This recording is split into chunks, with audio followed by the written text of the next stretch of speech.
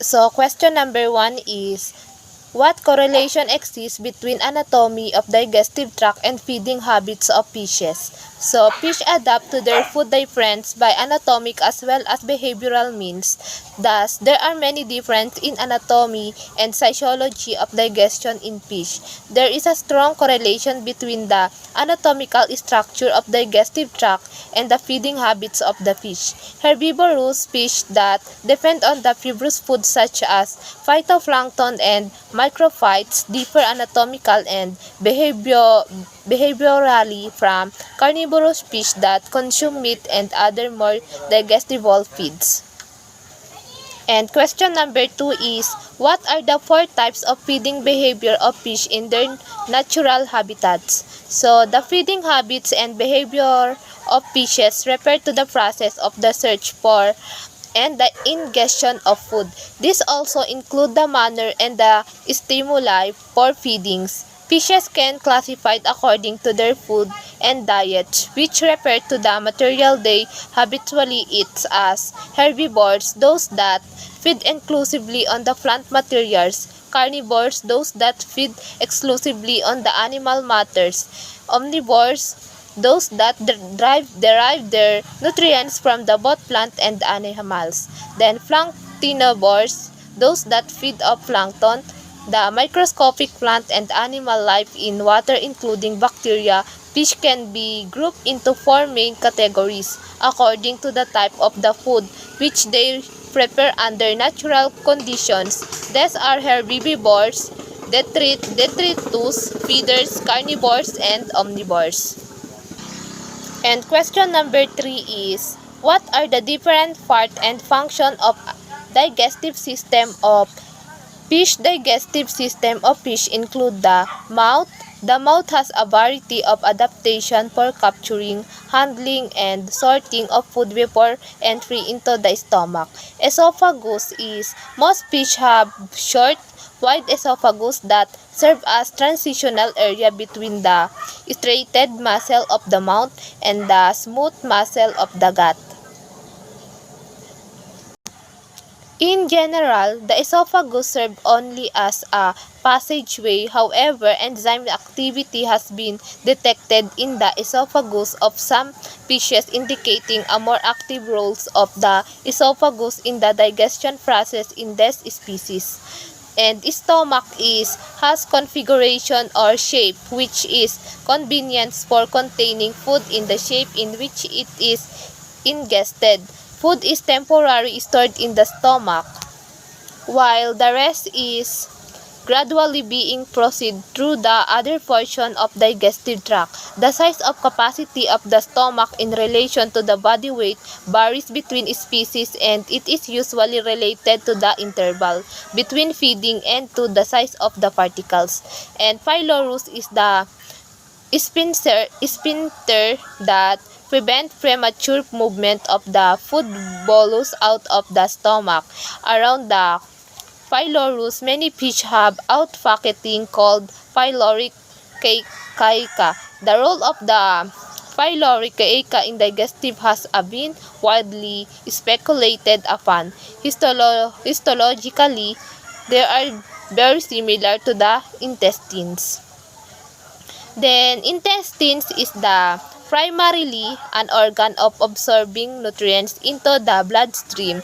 The larger its internal surface, the greater its absorptive efficiency, and a spiral valve is one of the methods of increasing its absorption surface.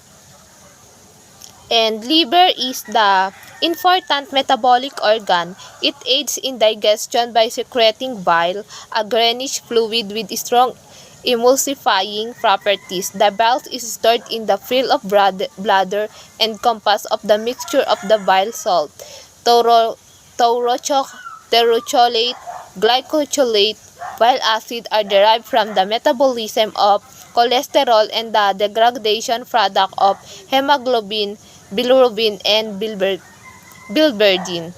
Then, pancreas is, as in all vertebrates, the pancreas has 2 digestive functions. It is the source of the exocrine secretion of digestive enzymes, proteins, lipase, and carbohydrates into the intestines. And yung pangalawa is endocrine, secretion of the hormones insulin and glucagon that act of the lower raise blood sugars. Then, B is a crustaceans. That crustacean digestive tract is most straight and consists of the foregut. The foregut begins at the posterior edge of the gills and include the esophagus, the stomach, and the pylorus in fish such as Cyprinus, which lack both of stomach and pylorus. The foregut consists of the esophagus and an intestine anterior to the opening of the bile duct. Then midgut is a digestion process actively continues into the intestine after the preliminary digestion in the stomach. All fishes have intestines. And question number 4 is, what are the 4 general configuration or shape of the fish stomach? There are 4 general configuration or shape of fish stomach. These include a straight stomach with an enlarged portion, AU or J-shaped stomachs. Then C is a stomach shaped like a Y on its side, and where the stem spaces the caudal portions. Then D is a stomachless fish such as in carps and other cyprinids. Then number 5 is discuss the relationship between gut length and feeding habits of fishes. So, some general statement can be made of gut length in relation to feeding at habitat fish. Within the same fish species, the relative gut length can change as the feeding habits of the fish change. Gut length is directly more related to the amount of the indigestible material in the food rather than the whether the food source is of plant or animals origins. So fish that ingest large amount of the detritus have a gut length and similar to those of herbivores. And question number 6 is, differentiate the 4 types of epithelial cells found in the hepatopancreatic tubule on the crustaceans. Each tubule consists of the 4 cellular types. E is embryonic, F is fibrillar, there are resorptive, and B is blister-like. E cells have embryonic features and some of them were found in the mitosis. F, R, and B cells possess as apical brush border. F cells have a central or basal nucleus, conspicuous, rare, and dilated nucleus.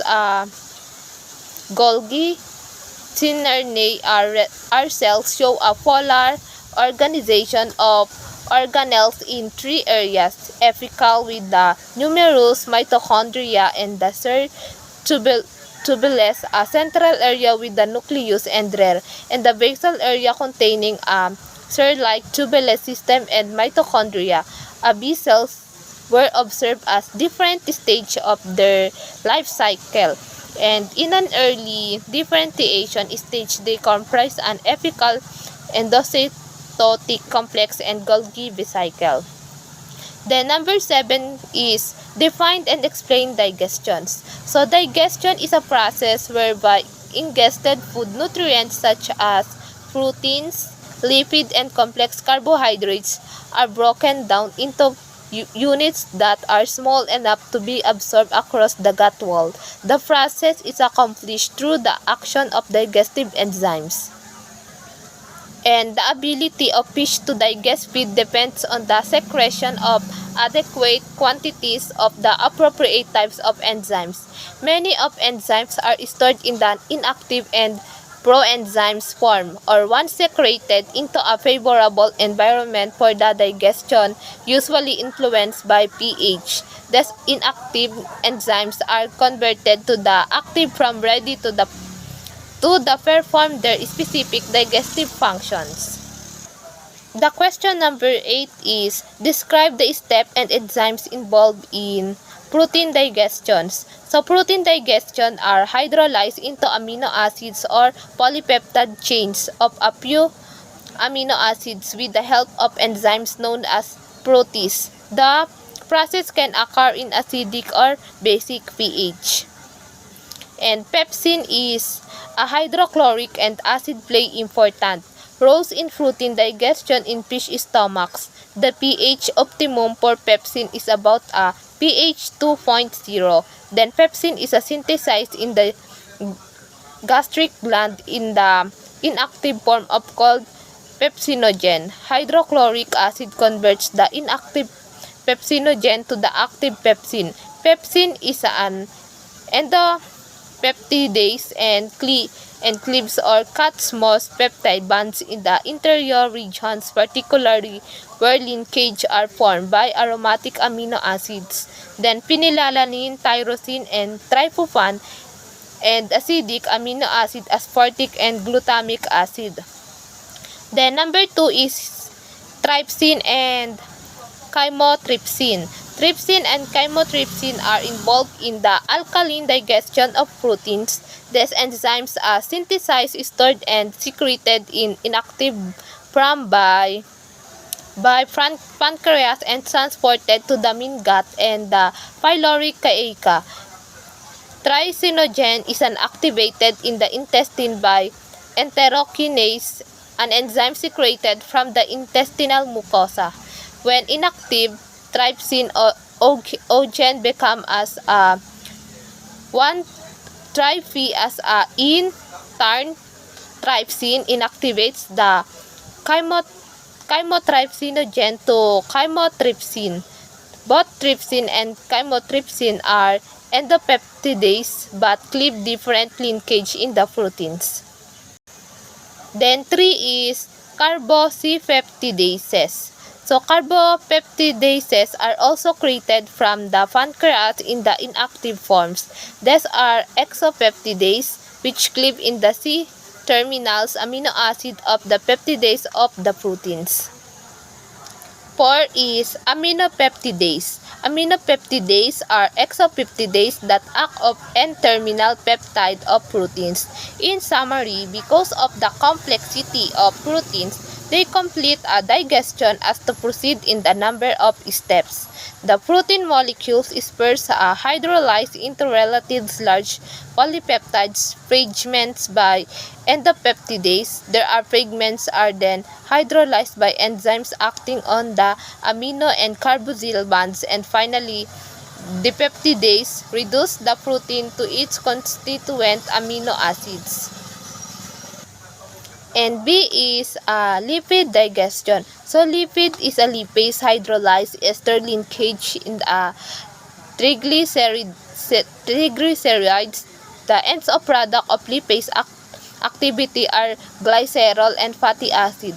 Lipase are detected in the pancreas, pyloric caeca, intestines, and liver.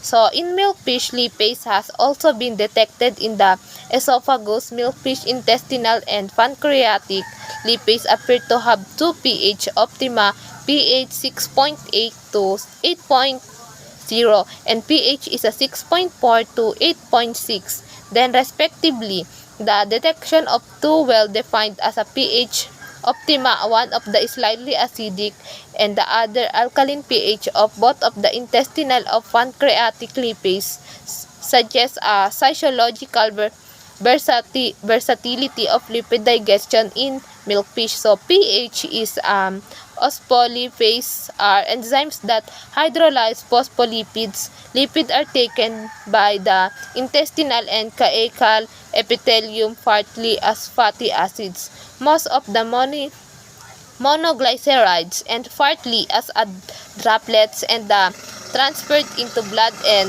lymph vessels. And letter C is carbohydrates digestion in fishes and crustaceans. So carbohydrates are digested